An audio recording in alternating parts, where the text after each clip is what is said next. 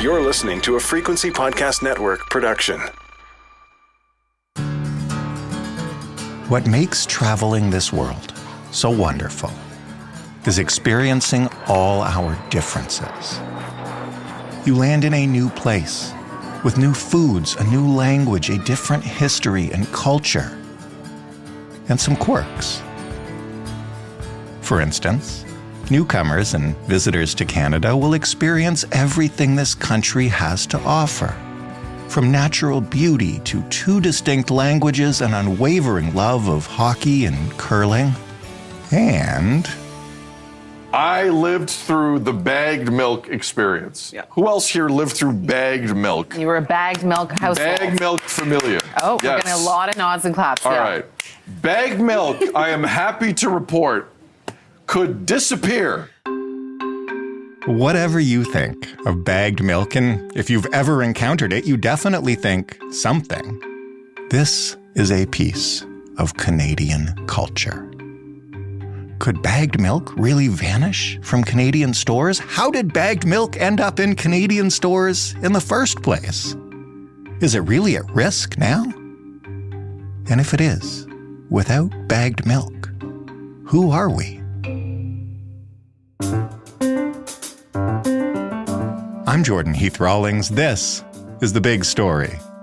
Andy Takagi is a general assignment reporter with the Toronto Star who writes about everything, including bagged milk. Hello, Andy.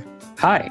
For our listeners who live out west, or for the odd American who ends up tuning into this show and they don't know what we're talking about here, I want you to try to describe bagged milk to somebody who's never encountered it before. Give them a mental picture. Sure. I mean, I actually didn't grow up with bagged milk. So when I first encountered it, it was kind of a shock. I was born in 98. So when I was a kid, they had these kind of like toys where they're like little plastic bags filled with Jell-O or something like that. And you get to like squeeze them back and forth. And it's just kind of like a stress ball or something like that. Right. I think they're really similar to bagged milk. It's just what it sounds like. It's a plastic bag, like a rectangular plastic bag filled with milk. It kind of just sloshes around in there. You get 3 packs, each like 1.33 liters each, for a combined 4 liters in a pack. And yeah, you just pick them up at the grocery store. Usually you need a milk container, unless you like to live dangerously with your milk. You stick them into the milk container, snip off the corners, and then there you have it. There's your milk jug. How did this phenomenon come to be? Is there an origin story for bagged milk? There is, at least for Canada, there is. I know that one. In 1967, there's a milk company called DuPont that develops bags for milk, kind of veering away from milk jugs and glass jars. And it really took off when Canada converted to the metric system in 1971, because it was so easy to adapt. You can just change the size of the bag, whereas for a plastic jug or glass jars, you need to retool machines. Right. And so this was just simply an easier way to produce the milk and get it to storefronts? Yeah. And, they got the jump on the conversion to liter. And it also took less energy in order to produce plastic bags. And that's kind of how it picked up. How did it pick up with the general public? And I mean, we don't know back in like 1967, because neither of us are old enough to have been around. But what are people's reactions, I guess, to it when they first encounter it? And I swear I'm getting to the point, we're going to talk about bagged milk maybe at a turning point here. But like, it's just fascinating to think of how this phenomenon came to be commonplace in this little part of the world. Yeah. I actually talked to Marianne White, who's a professor emerita of chemistry at Dalhousie University. And she was kind of describing to me, she grew up in Ontario, kind of saw the change from glass jars and plastic jugs to bagged milk. And she was saying that it was jarring at first. It's an unexpected form for your milk to appear in. But over time, I think a lot of people got used to it. It's kind of convenient in terms of bulk buying your milk and in terms of storage. It's less bulky, and especially if you're going through lots of milk in your household, it makes it easier to kind of stock up on milk. And there's also kind of an angle of it's more accessible to some people. If you're a child, or if you're someone with a physical disability, you have trouble carrying or lifting a big jug of milk, then it's a lot easier to just carry a liter, 1.33 liters, and a lot easier to pour that way. So that's another kind of angle for the accessibility of bagged milk, I guess. I can tell you as the parent of a 6-year-old, bagged milk is not always the easiest to pour and control the volume of. No, definitely not. How unique is this? I said in this little corner of the world. Is it just this little corner of the world? Where else in Canada or around the globe is this practiced, if at all? Yeah, I mean, oddly enough, there are parts of Canada that don't use bagged milk. It's more of like an Eastern Canada phenomenon in Ontario, Quebec, and the Atlantic provinces. It was just never really picked up by manufacturers in the Western side of Canada. But, internationally, milked bag is also a thing. Countries like India, Israel, some South American countries have bagged milk. Germany has a type of bagged milk where it can hold itself up. It kind of has like a hard plastic outside that allows it to stand on its own, though I have heard through some readers reaching out that they're notoriously leaky. Okay. So maybe not, maybe we need to innovate that technology a little bit more before it gets here. You wrote about bagged milk in the Star. Why did you do that now? What's going on? Sure. So the entire thing was kind of prompted by a tweet made by food professor on Twitter. He's Dr. Sylvain Charbois, also at Dalhousie. And he was just kind of saying, don't be surprised if you stop seeing bagged milk at the stores. There's kind of been this general decline in per capita consumption of milk in Canada. Milk alternatives are becoming more popular. People are becoming more conscious of kind of the environmental impact of dairy as well. So all of those things combined, there's this kind of worry that we're turning away from dairy and that could mean the end of bagged milk. Do we have a sense at all of dairy consumption in Canada and how it's fallen or not fallen?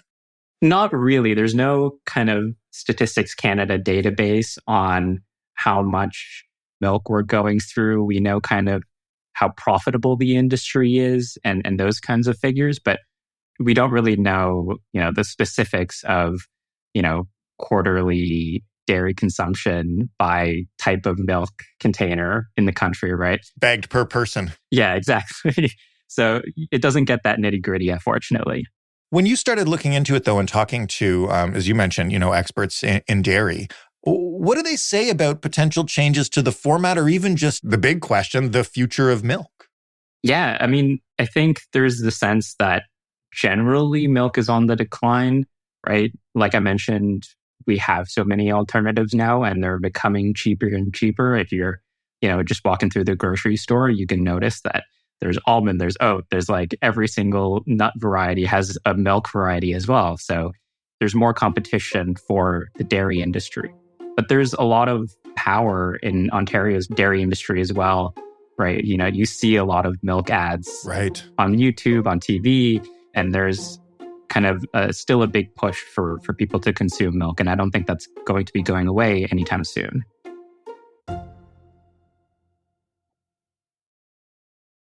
Give us a sense, and we don't have to get deep into it at all because I know it's a really complex question, but it does factor into people's consumption choices of the environmental concerns around cow milk particularly. Yeah, I think generally cows are some of the more kind of environmentally harmful animals that we consume either through dairy or through meat. They have a high greenhouse gas emission. So, I think a lot of that comes from the gases that the cows themselves emit.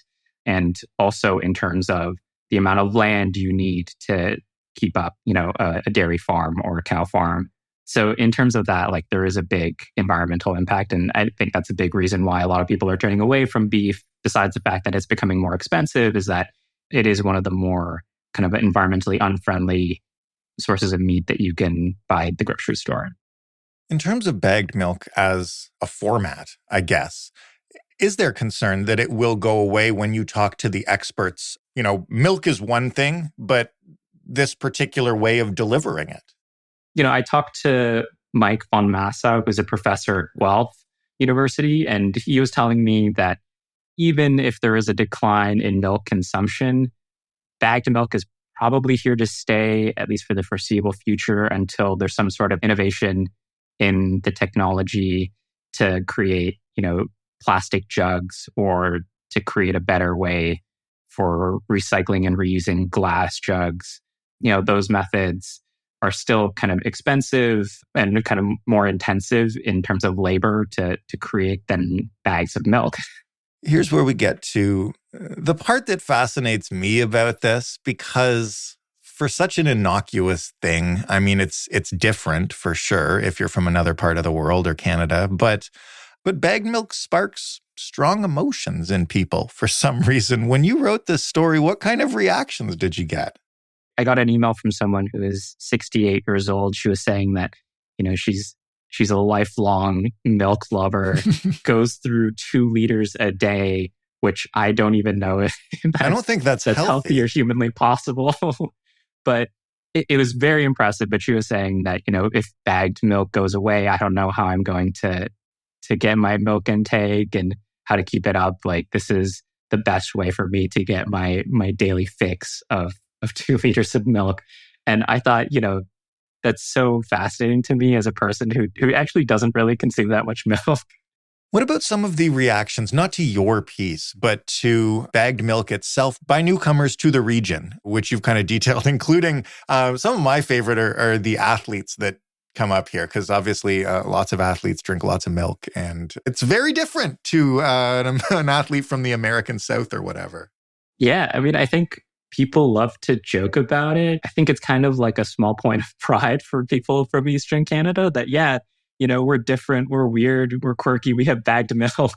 And when you talk to people who are visiting, I have lots of friends outside of Ontario, and they always ask me, when I first told them that I was coming to Toronto, they're like, oh, are you going to drink your milk out of your bag? Like, how does that even work? I think it is a point of fascination for people outside of Eastern Canada, and, maybe a point of pride for people within it. What did you think when you got here and encountered bagged milk? You mentioned you didn't grow up here. Yeah, I knew about it. It was weird for sure. Like, I don't drink that much milk. I had a roommate who did, and it just, you want to play with it a little bit at first. You just kind of hold it in your hands, and it's like holding an infant or something. You're like, this is so strange. This shouldn't exist. But, after a while, I feel like that charm kind of wears off, and you're just like, oh, this is normal. You see it in the grocery store every day. And I don't know, it loses its novelty pretty quickly, I think. When I bought a milk carton, like a jug to hold the bag in, as somebody, I grew up with bagged milk. I grew up in Quebec and Ontario, so I've always had it. And I never knew this, but sometimes when you buy those jugs, they come with a little removable thing that is actually almost like a razor that you're supposed to use to slit the top of the milk bag. It blew my mind that in the grocery store, they were selling these plastic jugs for $2.99, and then you get them home, and this is the jug my kid's going to be using to pour this stuff. And there's this little thing that slides out, and it's like a shiv. I mean, I just saw a TikTok the other day of this guy, and instead of just cutting the corner, he decided to cut the entire top of the milk bag. And I thought that was so strange. I already don't like the fact for bagged milk that it's kind of exposed to the air the entire time, that it's in your fridge. Right. But I mean, this is another thing that I forgot to mention, but bagged milk is also supposedly kind of more secure. There's less of a risk of it being punctured weirdly, or kind of being exposed in transportation. And it's easier to spot if something has gone wrong versus if you maybe have a leaky carton. You might not notice it until it gets to the consumer and they realize, oh, I have a bunch of spoiled milk. Right. If you have the cardboard cartons, you don't notice it till you get home and you put it in your fridge, and then later on there's a puddle. Whereas if you pick up a bag of bagged milk and it's been punctured, you'll know immediately because it'll be pouring like a faucet. So, it looks weird, but the actual engineering design of it is structurally sound. It is. And, it's like a built-in early warning system where if there's a hole in it, you will know. It will make sure that you know. Can anybody figure out a way, and this goes back to me as a child or my child now, to get kids to actually replace the bag when they finish one. And I go to get milk for my coffee and there's an empty bag in the holder in the fridge. I will say I grew up with milk cartons and I did the exact same thing. I just leave an empty milk carton in the fridge. So I don't think changing the form that milk comes in will fix that problem. I am, for one, glad that we're not changing the form because this is a fun conversation to have. And because, like, you're right, it is Canada and maybe Ontario and especially Toronto are often known for being pretty boring. And this is maybe not the biggest thing, but it is a unique thing. It's part of our identity. Exactly. You know, we have in Toronto, we get our bagged milk, we have our raccoons, we have less than desirable transit, and that's our point of pride, you know? You had to struggle to even come up with a third thing, Andy. Just a little bit, but I got there. Thank you so much for doing this. This was a lot of fun and a pleasant change of pace from the litany of bad news. I imagine it was for you two reporting it. Definitely a great change of pace, and thank you so much for having me. Andy Takagi, General Assignment Reporter for the Toronto Star. That was the big story. For more, including not many episodes exactly like this, but some, you can head to thebigstorypodcast.ca. You can, of course, offer us your feedback. We're doing another feedback episode soon. We'd love some opinions on bagged milk, if you have them to share. You can get in touch with us by emailing hello@thebigstorypodcast.ca or by calling 416-935-5935 and leaving a voicemail. Joe Fish is the lead producer of The Big Story. Robin Simon is also a producer on this show. Stephanie Phillips is our showrunner. Sound design this week was done by Robin Edgar, Mark Angley, and Ryan Clark. Mary Jubrin is our digital editor. Diana Kay is our manager of business development. I am your executive producer and host, Jordan Heath Rawlings. Together, we're the Frequency Podcast Network, a division of Rogers. And from all of us, as always, thanks for listening. Have a wonderful weekend. We'll hit you within this economy tomorrow, and The Big Story will be back on Monday.